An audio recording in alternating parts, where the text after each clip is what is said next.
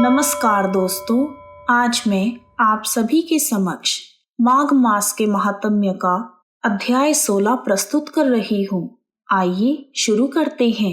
बोलो बांके बिहारी लाल की जय। जय श्री कृष्णा। जय माता दी। विकुंडल के पूछने पर यमदूत कहने लगा कि तुमने बड़ी सुंदर वार्ता पूछी है। यद्यपि मैं पराधीन हूँ, फिर भी तुम्हारे स्नेहवश अपनी बुद्धि के अनुसार बताता हूँ कि जो प्राणी काया, वाचा और मनसा से कभी दूसरों को दुख नहीं देते, वह यमलोक में नहीं जाते। हिंसा करने वाले वेद, यज्ञ, तप और दान से भी उत्तम गति को नहीं पाते। ऋषियों ने सबसे बड़ा धर्म अहिंसा, तप और दान को बताया है। जो मनुष्य जल या पृथ्वी पर रहने वाले जीवों को अपने भोजन के लिए मारते हैं, वह काल सूत्र नामक नरक में पड़ते हैं और वहां पर अपना ही मांस खाते हैं और रक्तपान करते हैं तथा पीप की कीच में उनको कीड़े काटते हैं। हिंसक, जन्मांध, काने कुबड़े, लूले, लंगड़े, दरिद्र और अंगहीन होते हैं। इस कारण इस लोक तथा परलोक में सुख की इच्छा करने वाले को काया, वाचा तथा मन में भी दूसरों का द्रोह नहीं करना चाहिए।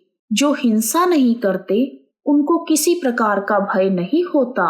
जिस तरह सीधी और टेढ़ी दोनों प्रकार की बहने वाली नदियां समुद्र में मिल जाती हैं, वैसे ही सब धर्म अहिंसा में प्रवेश कर जाते हैं। ब्रह्मचारी, गृहस्थ, वानप्रस्थी तथा यति सभी अपने अपने धर्म का पालन करने और जितेंद्रिय रहने से ब्रह्मलोक को प्राप्त करते हैं। जो जलाशय आदि बनवाते हैं और सदैव 5 यज्ञ करते हैं, वह यमपुरी में नहीं जाते। जो इंद्रियों के वशीभूत नहीं हैं, वेदवादी और नित्य ही अग्नि अर्थात हवन आदि का पूजन करते हैं, वह स्वर्ग को जाते हैं। युद्ध भूमि में जो शूरवीर मर जाते हैं, वह सूर्यलोक को प्राप्त होते हैं। जो अनाथ, स्त्री तथा शरण में आए हुए ब्राह्मण की रक्षा के लिए अपने प्राण देते हैं, वह कभी स्वर्ग से नहीं लौटते।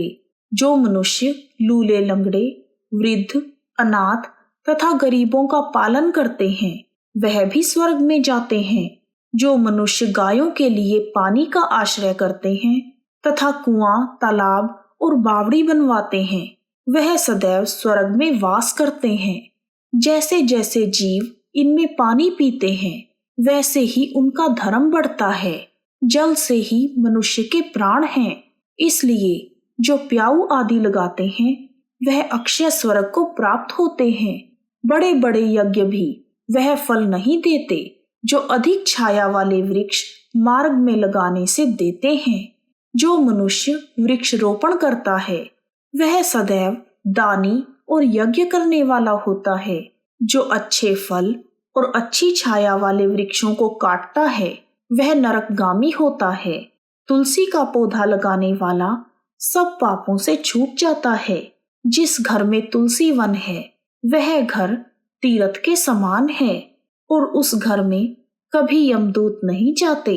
तुलसी की सुगंध से पितरों का चित्त आनंदित हो जाता है और वह विमान में बैठकर विष्णु लोक को जाते हैं। नर्मदा नदी का दर्शन, गंगा जी का स्नान और तुलसी दल का स्पर्श, यह सब बराबर फल देने वाले हैं। हर एक द्वादशी को ब्रह्मा जी भी तुलसी का पूजन करते हैं। रत्न, सोना तथा मोती की माला के दान का भी इतना पुण्य नहीं मिलता जितना तुलसी की माला के दान का है। जो फल आम के 1000 और पीपल के 100 वृक्षों को लगाने से होता है, वह तुलसी जी के एक पौधे को लगाने से मिलता है। पुष्कर आदि तीर्थ, गंगा आदि नदी, वासुदेव आदि देवता सब ही तुलसी में वास करते हैं। जो एक बार, 2 या 3 बार रेवा नदी से उत्पन्न भोलेनाथ की मूर्ति की पूजा करता है अथवा स्फटिक रत्न के पत्थर से अपने आप निकले हुए तीर्थ में, पर्वत या वन में रखी हुई शिव की मूर्ति की पूजा करता है और सदैव ओम नमः शिवाय मंत्र का जाप करता है, वह यमलोक की यातना को नहीं सहता। शिव पूजा के समान पापों को नष्ट करने वाला तथा कीर्ति देने वाला 3 लोक में और कोई काम नहीं है। जो शिवालय स्थापित करते हैं वह शिवलोक में जाते हैं। ब्रह्मा, विष्णु तथा भोलेनाथ का मंदिर बनवाकर मनुष्य वैकुंठवासी होता है। जो भगवान की पूजा के लिए फूलों का बाग लगाते हैं वे धन्य हैं।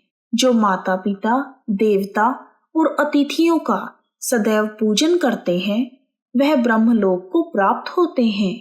यमदूत ने कहा कि मध्याह्न के समय आया हुआ अतिथि मूर्ख, पंडित, वेद पाठी या पापी कोई भी हो, वह ब्रह्म के समान है। जो रात्रि के समय थके हुए भूखे ब्राह्मण को अन्न जल देता है, मध्याह्न के समय जिसके घर आया हुआ अतिथि कभी निराश नहीं जाता, वह स्वर्ग का वासी होता है। अतिथि के बराबर कोई धन संपत्ति तथा कोई हित नहीं है। बहुत से राजा और मुनि अतिथि सत्कार से ब्रह्मलोक को प्राप्त हुए हैं। जो एक समय आलस्य से भी अतिथि को भोजन करवा दे वह यमद्वार नहीं देखता। केसरी ध्वज से वैवस्वत देव ने कहा था कि जो कोई इस कर्म भूमि मृत्युलोक से स्वर्ग लोक जाने की इच्छा रखता है वह अन्न का दान करे। यमराज कहते हैं कि अन्न के बराबर दूसरा कोई दान नहीं है। जो गर्मियों में जल, सर्दी में ईंधन और सदैव अन्न का दान करते हैं वह कभी यम के दुख नहीं उठाते। जो अपने किए हुए पापों का प्रायश्चित करता है वह नरक को नहीं देखता और प्रायश्चित ना करने वाला मनुष्य नरक में जाता है। जो काया, वाचा और मनसा से किए हुए पापों का प्रायश्चित करता है वह देव और गंधर्वों से शोभित स्वर्ग लोक को प्राप्त होता है। जो नित्य ही व्रत, तप तथा तीर्थ करते हैं और जितेंद्रिय हैं वह भयंकर यम को नहीं देखते। नित्य धर्म करने वाला मनुष्य दूसरे का अन्न, भोजन और दान त्याग दे। नित्य स्नान करने से बड़े बड़े पापों का नाश हो जाता है। बिना स्नान के पवित्रता कैसे हो सकती है? जो मनुष्य पर्व के समय चलते हुए जल में स्नान करते हैं वह बुरी योनि को नहीं पाते और ना ही नरक में जाते हैं। माघ मास में प्रातः स्नान करने वाले मनुष्यों को नियम पूर्वक तिल, पात्र और तिल कमल का दान करना चाहिए। यमदूत ने कहा, हे विकुंडल, पृथ्वी, सोना, गो आदि परम दान करने वाला मनुष्य स्वर्ग से नहीं लौटता।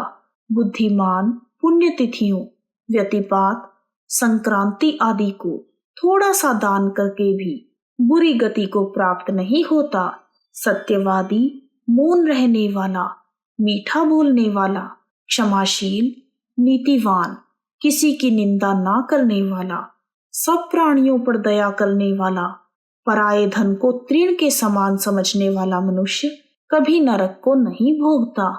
इस प्रकार माघ मास के महात्म्य का अध्याय 16 पूर्ण हुआ। बोलो विष्णु भगवान की जय, शिव शंकर भगवान की जय। यदि आपको माघ मास के महात्म्य का अध्याय 16 पसंद आया है तो कमेंट बॉक्स में ओम नमः शिवाय, ओम नमो भगवते वासुदेवाय नमः लिखना ना भूलें। आप सभी का हार्दिक धन्यवाद। श्री कृष्ण गोविंद हरे मुरारी, हे नाथ नारायण वासुदेवा। जय श्री कृष्णा, जय माता दी।